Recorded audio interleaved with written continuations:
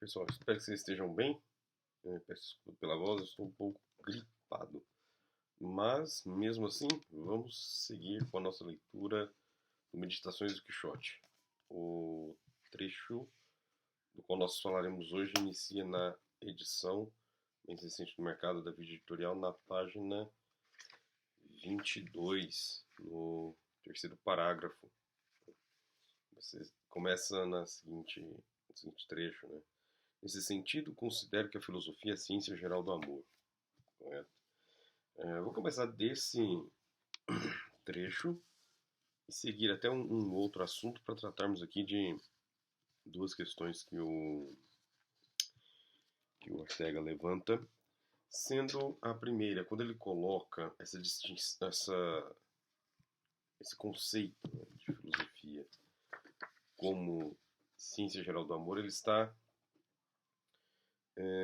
retomando aquilo que foi tratado no nosso encontro anterior, sobre o imperativo, a necessidade da compreensão das coisas. Nesse sentido que a filosofia entra com essa definição, porque o amor, nesse sentido, é o desejo da plenitude, é o desejo da compreensão, é o desejo do que melhor possa vir, né, daquilo que você desprende a sua atenção. E, portanto, só pode acontecer isso quando há essa compreensão real, né, dessa pessoa, do tema que você está investigando e tudo mais. E ele segue com o texto comentando o seguinte: dentro do globo intelectual representa o maior ímpeto uma unívoca conexão, ao ponto de que nela se faz patente o matiz de diferença entre o compreender e o mero saber. E aqui vai entrar uma diferença fundamental, né? Segue o texto e ele diz: a filosofia é idealmente o contrário da notícia, da erudição. E ele não desdenha, né, simplesmente, né, da erudição ou da notícia. Ele diz que são elementos necessários, que cada época tem a sua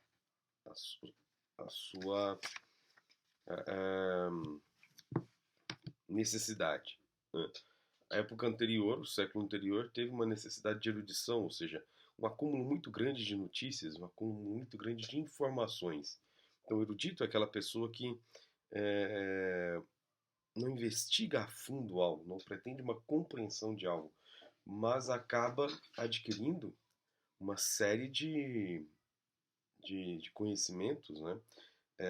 Vai trazendo de várias posições, de vários locais, de várias leituras que sejam, uma série de dados e acumula esses dados, né? Isso é o papel do erudito.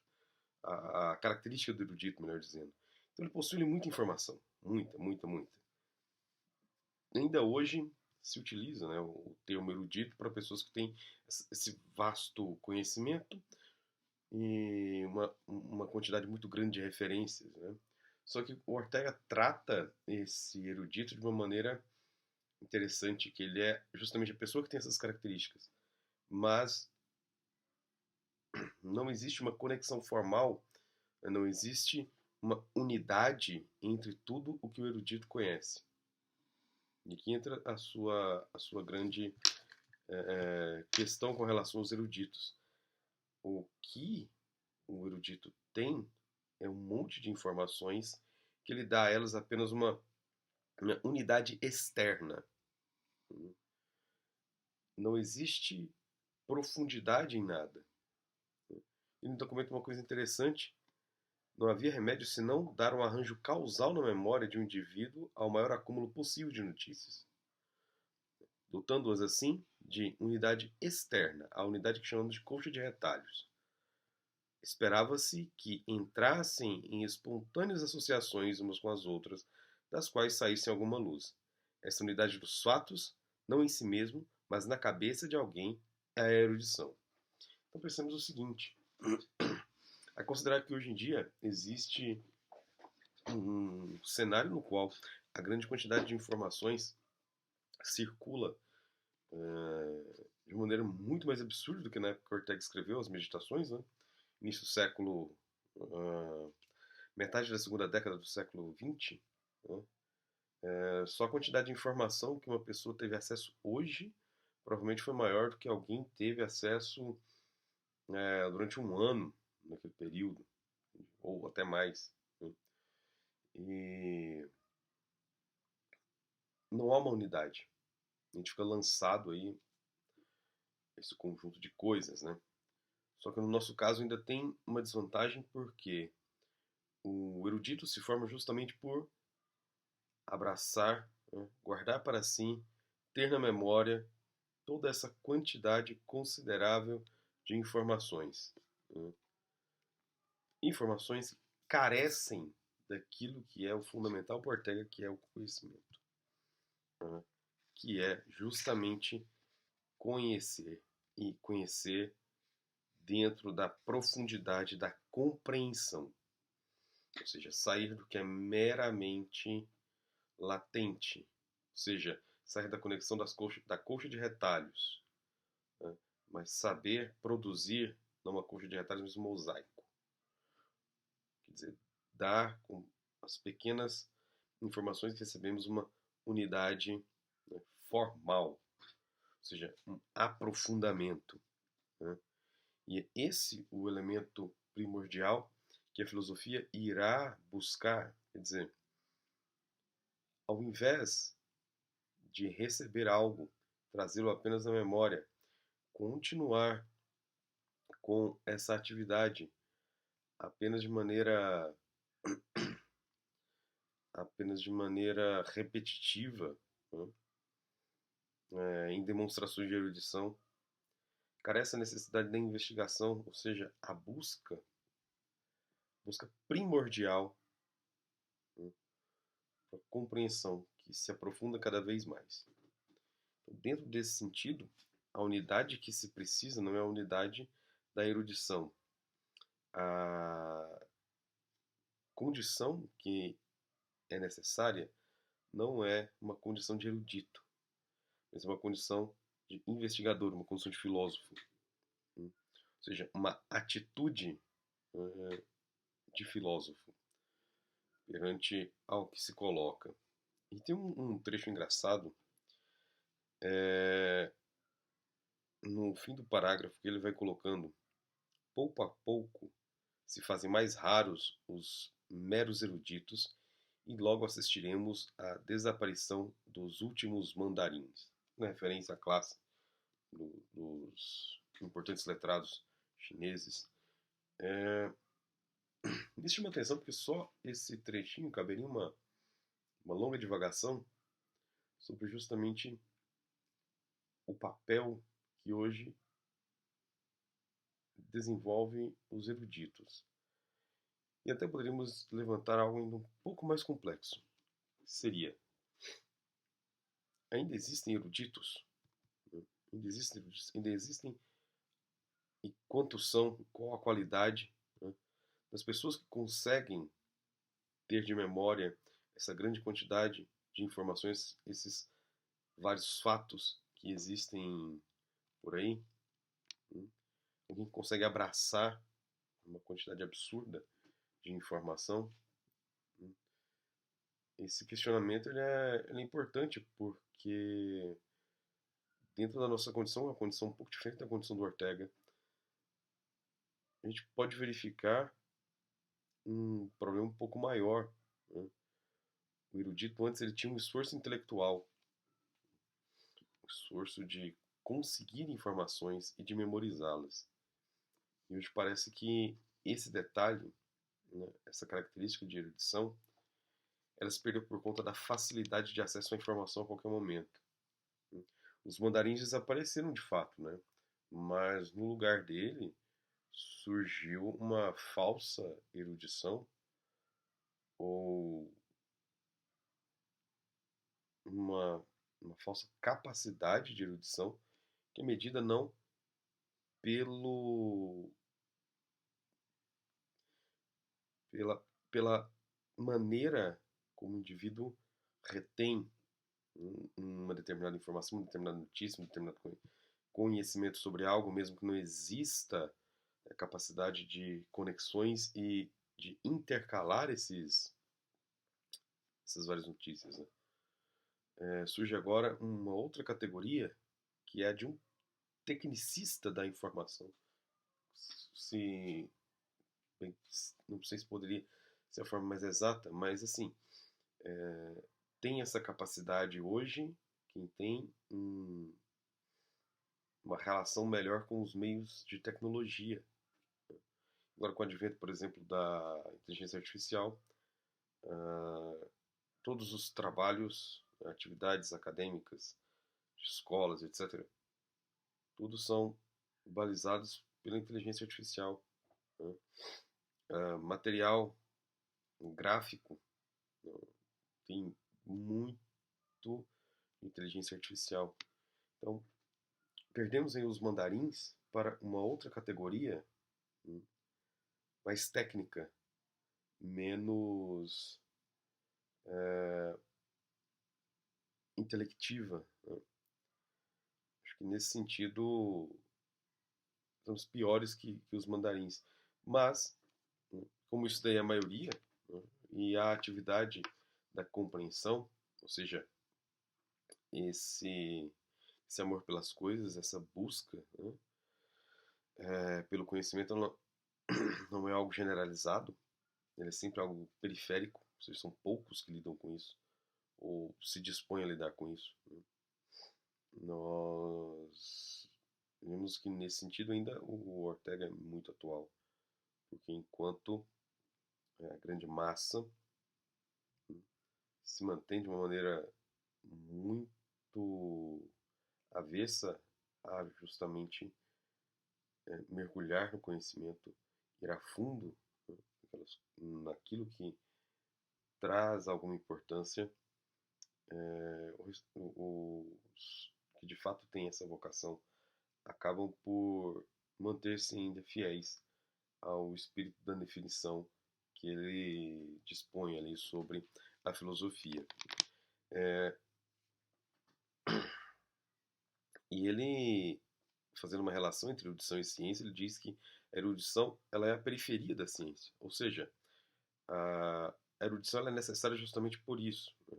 Quando ele coloca ali no início da reflexão dele, da meditação dele, a, o acúmulo de notícias, o acúmulo de saberes, ele precisa justamente estar ali disponível para que a ciência possa avançar, né? Ele ainda coloca, enquanto se tem erudição na periferia, a filosofia ela constitui uma aspiração cêntrica, porque ela é pura síntese. Ou seja, um bom filósofo, um bom investigador filosófico, ele tem a capacidade de lidar com essa quantidade de informação que está por aí, porque, ao fim e ao cabo, ele vai sintetizar tudo isso e entregar de alguma maneira para outras pessoas, né? Ele construirá, de fato, um conhecimento, porque ao tratar com os dados da erudição, ele oferece esses dados, né, uma atenção específica e um aprofundamento, buscando um núcleo, ou seja, aquela informação que é extremamente necessária para o investigador, né? Ou seja, aquilo que ele está investigando e aquilo que para ele é extremamente fundamental. Então, no processo de acumulação, os dados são coligidos em acervo, afirmando cada qual a sua independência e sua conexão. Na síntese dos fatos, pelo contrário, desaparecem estes como o alimento bem assimilado, restando nada mais que seu vigor essencial. Isso é a compreensão. Esse, esse trabalho todo de digerir, né? Às vezes eu comentava com algumas pessoas, né, que em muitas ocasiões de estudo eu acabava por demorar muito em várias leituras, né, porque eu ficava ruminando aquilo que eu lia, ou seja, ficava mastigando, mastigando aquilo, né, levando e trazendo de volta para tentar retirar o máximo possível. É, voltando ao texto, relendo e tudo mais. Que é uma prática, na verdade, nada extraordinário, muita gente faz isso. É uma questão muito comum, né, com relação ao estudo, mas que poucos consideravam, né, até o momento em que eu havia compartilhado com algumas pessoas. Era algo considerado por poucos. E vale considerar, né, que esse trabalho de síntese e de busca de compreensão que o Ortega propõe, ele é fundamental para justamente dar às coisas, né, dar ao que está ao nosso redor a sua plenitude, né? Ou seja, damos a ela a nossa atenção, damos a ela a possibilidade, né, de revelar todo o seu potencial, todas as suas capacidades, né? E ele ainda coloca num trecho que vai finalizar essa parte sobre a erudição da seguinte maneira: poderá ser tal ou tal fórmula um erro, poderão sê-lo quantas se tem ensaiado, mas de suas ruínas doutrinais renasce indelével a filosofia como aspiração, como afã. Quer dizer, dentro de toda uma série de possibilidades, os erros também se encontram como possibilidades. E esses erros deverão ser analisados e superados. Diferente de toda uma tentativa de seguir, né, como semideuses, incapazes de errar, Ortega chama a atenção que o contexto da realização filosófica perpassa por uma série de ruínas, né? A gente pode considerar ruínas, tanto ruínas dos pensamentos mais antigos, que precisarão ser visitados, quanto ruínas dos combates contemporâneos, que precisarão ser superadas, né? E no avanço está justamente a força desse afã, desse desejo pela filosofia. Então, a grande questão aqui nesse primeiro momento, né, a diferença entre erudição e filosofia, tá? Sendo a erudição simples acúmulo de notícias, simples acúmulos de materiais sem profundidade, enquanto já a filosofia coloca-se no desejo de compreensão, ao passo que oferece uma síntese geral, uma síntese coesa, né, das notícias, daquilo que a erudição traz para si, certo? Bom, o outro elemento que segue aí na estrutura das meditações é que ele vai colocar uma comparação, não, perdão, uma relação entre o que ele está fazendo, né, no livro, uh, o seu estilo literário e o papel de quem lê no meio de tudo isso aqui. E ele comenta assim, na abertura do trecho que segue: essas meditações isentas de erudição, mesmo no bom sentido da palavra, vão impelidas por filosóficos desejos. Ele já mostra que a intenção dele é filosófica. Só que, sem embargo, ou entretanto, eu agradeceria ao leitor que não começasse sua leitura com demasiadas exigências. Que isso chama atenção. Segue. São simplesmente alguns ensaios. E o ensaio é a ciência menos a prova explícita.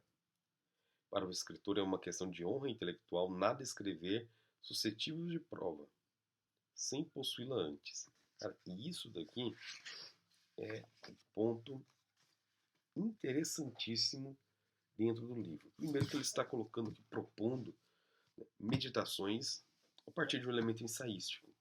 E a grande característica do Ortega, né, literária, é justamente ser um mestre do ensaio espanhol. Né? Talvez no século XX, provavelmente, pelo menos na primeira metade do século XX, é talvez a melhor prosa espanhol que nós temos. E aqui sem exageros. Né? Ele é um mestre do estilo ensaístico. E ele chama atenção, portanto, para esse detalhe. Olha, estou fazendo ensaios imbuídos de característica filosófica. Bom, não é uma novidade o ensaio como é, estilo literário que traz aí elementos filosóficos. Né? A gente vai ter os ensaios de Montaigne, por exemplo, que são, né, dessa mesma linha, né? Ensaios filosóficos. E depois ali de Montaigne, né? É uma tradição já, a escrita de ensaios em todas as áreas, praticamente. E o ensaio tem uma característica interessante que ele é uma suma, né, de observações dos seus autores, maior, ma, podendo ser, né, mais ou menos carregados ali de elementos comprobatórios, como por exemplo citações, etc. Ensaios acadêmicos têm mais essa característica, ensaios mais livres, não necessariamente. E o ensaio não precisa ter uma conclusão, né, definitiva, conforme tem a conclusão de um artigo, por exemplo. Você tem ali problema, desenvolvimento do problema, ou hipótese, né? Desenvolvimento, a ordenação de tudo ali, as comprovações e tal, o resultado final. Coisa que segue também nas investigações monográficas, teses, etc. O ensaio não, o ensaio fica mais aberto. O ensaio é como possibilidade. Né? E aqui quando ele coloca que esse ensaio ele não tem elementos científicos, ele ainda joga uma provocação que o escritor não deveria fazer, né, nenhum tipo de escrita, sem a possibilidade dessa comprovação do que escreve. Alguém pode colocar assim, ora, mas o que ele está fazendo então é contraditório. Só que, no avanço do texto, no avanço das meditações, lá no início ele já fala, né, que o próprio elemento da meditação é você dar atenção a algo. Né? E no transcorrer do texto, já nessa parte onde nós estamos, ele vai mostrar, né, esse detalhe. E ele vai dizer assim, olha, as conclusões, elas não são mostradas, resolvidas. Né? As conclusões estão aí para aqueles que puderem ver, que quiserem ver, que tiverem necessidade delas. Né? Quem não tem, aqueles que estão longe, que não estão interessados nessas conclusões, ok, passe por elas. Né? O ensaio segue aí. Quer dizer, aqui torna-se ainda mais ativo o papel do leitor que vai acompanhar essas meditações orteguianas. Né? O Quixote aqui, ele sai trilhando o seu caminho, né? E ele fala dos seus oponentes sem dizer quais são. Não apontam nem como gigantes, nem como moinhos de vento. Né? Mas existem oponentes. Né? E ao bom leitor, será entendido quais são os oponentes desse Quixote. Né? Quais são os desafios. Né? E como ele mostra isso também está, né, colocado no texto. Né? Ele já mostrou antes. Né? Ele já falava sobre o que ele estava investigando. Ou seja, a circunstância espanhola é o elemento fundamental. Mas aqui, quando ele coloca o leitor numa parte ativa, é onde mostra a capacidade universal do texto. Universal no seguinte sentido: qualquer um que tenha uma necessidade de investigação sobre a sua condição, ou melhor dizendo, sobre a sua circunstância, encontra nas meditações do Quixote essa ferramenta, ou seja, uma convocação melhor dizendo, uma convocação para realizar por si só a tarefa de meditação, a busca pela compreensão, a partir de um ponto firme, de um não de erudição, identificar que com o conteúdo já tratado, mas transcendendo a erudição, né, trazendo as informações da periferia para o centro, quer dizer, trabalhando com todas aquelas notícias e percebendo na síntese por toda a digestão do que foi elaborado, percebendo nessa síntese aquilo que há de fundamental. Ou seja, você dá atenção, você medita, você procura a salvação daquilo, você entende que há importância naquilo. Você ensaia, como Ortega, e desse ensaio você irá perceber os resultados.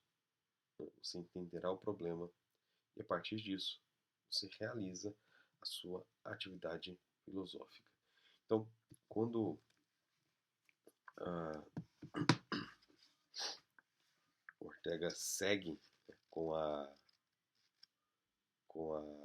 sua observação sobre o seu gênero, ele descreve assim: só ofereço modo res considerarem possíveis maneiras novas de olhar as coisas.